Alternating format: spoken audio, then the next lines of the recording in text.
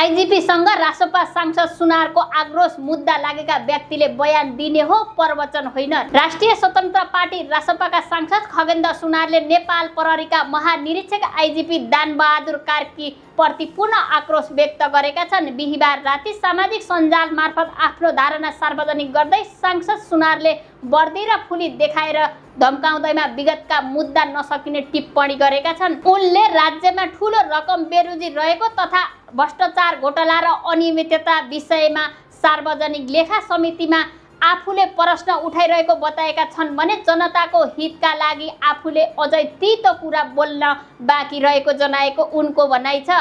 सांसद सुनारले आफू राष्ट्रसेवक प्रहरी सिपाही तथा दुःखमा साथ दिने म्यादी प्रहरीको पक्षमा रहेको दाबी गर्दै गरिबका छोराछोरीले प्रहरी सेवामा भोग्नु परेका समस्याबारे समेत प्रश्न उठाएका छन्। उनले आइजिपी कार्की तर्फ संकेत गर्दै लेखेका छन्, मुद्दा लागेका व्यक्तिले बयान दिने हो, प्रवचन दिने होइन, जुत्ता लगाउने हो, खाने होइन, सत्य सेवा सुरक्षणम।